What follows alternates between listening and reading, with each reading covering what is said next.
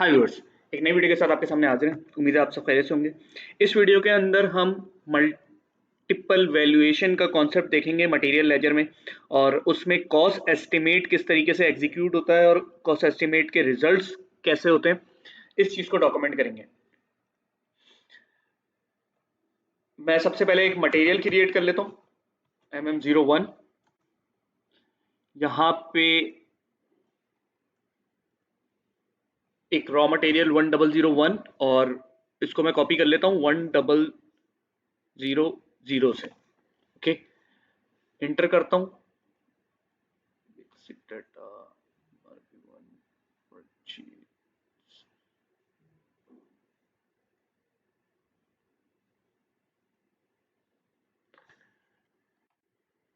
TJYZ plant के ऊपर मेरे पास मल्टीपल वैल्यूएशन कॉन्फ़िगर हुआ है। ओके, मैं इसको एंटर करता हूँ, और जस्ट क्योंकि सारी फील्ड्स मेरे पास कॉपी हो गई होंगी, मैं ये जो इसके पहले से प्राइसेस स्टैंडर्ड प्राइसेस सेव है, मैं उसको हटा देता हूँ। अच्छा, अब देखें यहाँ पर आपको एक चेंज नजर आ रहा होगा कि मल्टीपल वैल्यूएशन में वैल्यूएशन व्यू, लीगल, ग्रुप और प्रॉफिट सेंटर शो हो रहा है। ठीक है, करेंसीज में कंपनी कोड करेंसी और group valuation group currency, profit centre valuation group currency. यानी अभी जो मैंने कॉन्फ़िगरेशन करी है वो इस तरह से करी है कि मेरी ग्रुप वैल्यूएशन और प्रॉफिट सेंटर वैल्यूएशन के लिए जो मेरा करेंसी है वो है ग्रुप करेंसी। इसको मैं कंपनी कोड करेंसी पर भी कॉन्फ़िगर कर सकता था। ठीक है, तो तीनों मुझे पीकेआर में शो हो रहे होते, मगर वैल्यूएशन अलग अलग होती। Okay, multiple currency is a different thing, multiple valuation is a different thing. Okay, तो ये मेरी जो company code currency legal valuation पर है वो पीकेआर में है, group valuation group currency USD में है, profit centre valuation group currency ये भी यूएसडी में है क्योंकि करेंसी यूएसडी है। ओके, ये थोड़ा सा कॉन्सेप्ट इस वीडियो के अंदर हम क्योंकि कॉस्ट एस्टिमेट एग्जीक्यूट कर रहे हैं और उसके रिजल्ट्स को डॉक्यूमेंट कर रहे हैं, तो ये वाली सारी चीजें मैं अपनी कॉन्सेप्ट की वीडियो के अंदर एक्सप्लेन करूंगा, जो जिसमें मैं डिफरेंस हाईलाइट करूंगा कि मल्टीपल वैल्यूएशन और मल्टीपल करेंसीज में मेजरली क्या क्या डिफरेंस है। कि मैं इसको एंटर करता हूँ,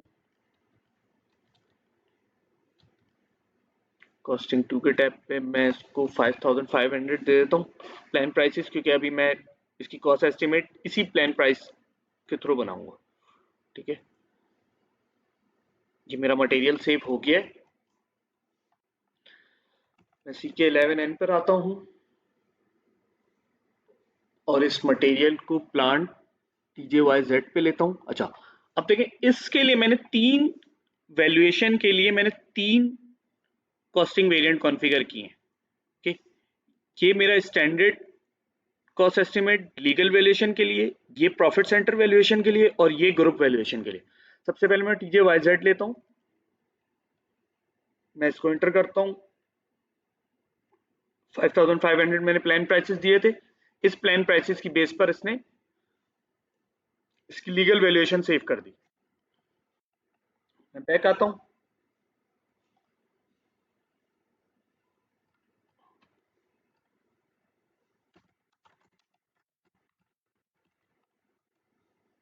legal valuation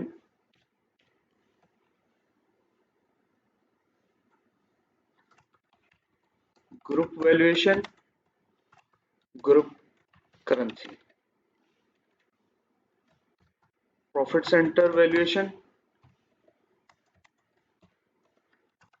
group currency, legal valuation जो है वो है कंपनी कोड करेंसी। ओके, 3500 इसकी प्राइस सेव हो गई। देन मैं पहले सारी प्राइसेस सेव कर लेता हूँ, फिर CK24 से उसकी मैं ग्रुप वैल्यूएशन पर आता हूँ, मैं एंटर करता हूँ और 19.31 ये कन्वर्जन जो मैंने OB08 में दी हुई है ये उसकी बेसिस पर इसको कन्वर्ट कर लेगा, ठीक है। यानी जो रेट मैंने OB08 में दिए हुए हैं वो दिए हुए हैं दिस।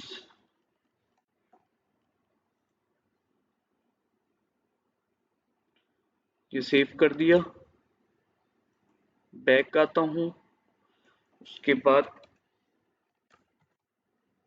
प्रॉफिट सेंटर वैल्यूएशन पर,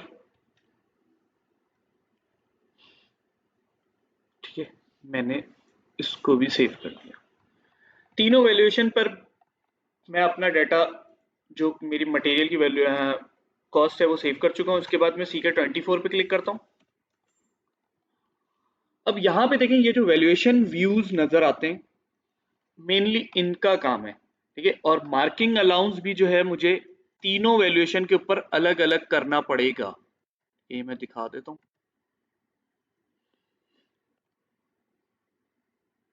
नॉर्मली यहाँ पर हम एक वैल्यूएशन पर अपने कंपनी कोड को लिंक करते हैं, मगर ये देखें TJYZ पर तो तीनों वैल्यूएशंस को अलग अलग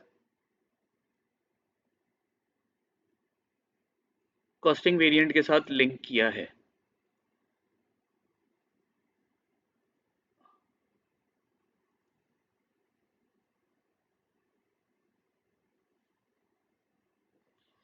ओके, ग्रुप वैल्यूएशन को ग्रुप के साथ और प्रॉफिट सेंटर वैल्यूएशन को प्रॉफिट सेंटर वैल्यूएशन के साथ लिंक किया हुआ।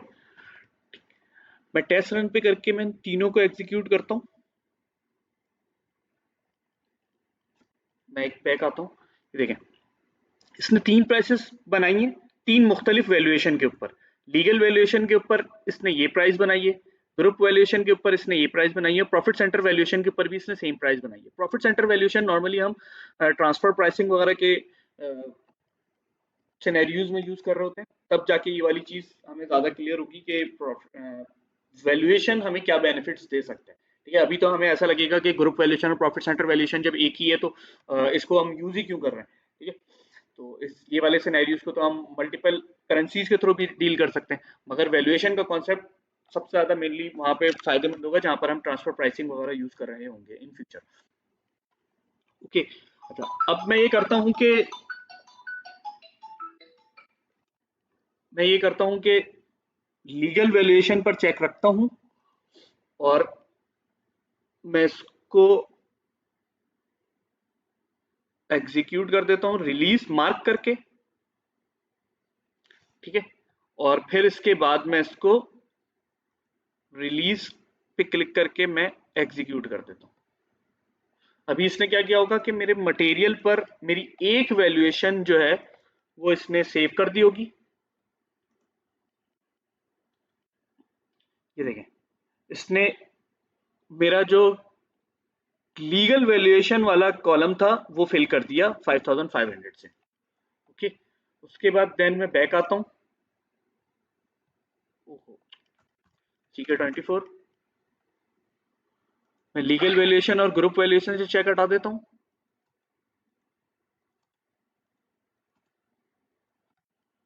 और मैं इसको मार्क करता हूं, देन रिलीज, मैं इसको रिलीज कर देता हूं। अब इसने क्या किया होगा,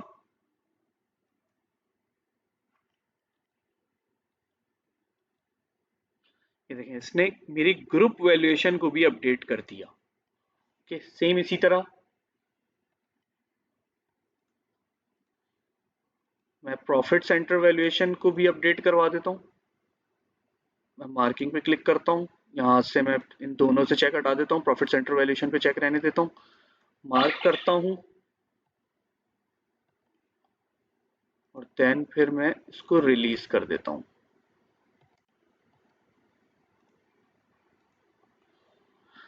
अब ये मेरे इससे प्रॉफिट सेंटर वैल्यूएशन भी मेरी अपडेट हो चुकी होगी।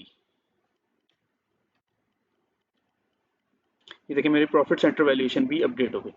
इस वीडियो के अंदर हमने क्या चीज डॉक्यूमेंट करी कि मटेरियल लेजर मल्टीपल वैल्यूएशन में कॉस्ट एस्टिमेट किस तरीके से एग्जीक्यूट होता है। अच्छा, ये CK24 जो है मैं तीनों एक ही दफा में भी वन गो में ही अपडेट कर सकता था। ये तीनों मैंने अलग अलग इस वजह से एग्जीक्यूट करी, यानी कि तीनों चेक लगा देता और मैं रिलीज को एग्जीक्यूट कर देता, मार्क को एग्जीक्यूट कर देता और रिलीज को एग्जीक्यूट कर देता। तो ये तीनों इम्पैक्ट एक साथ ही सेव हो जाते। मैंने इसको अलग अलग इस वजह से करा कि मैं इम्पैक्ट दिखा सकूं कि किस चेक की वजह से क्या चीज अपडेट हो रही है। उम्मीद है आपको वीडियो पसंद आई होगी। Thanks for watching.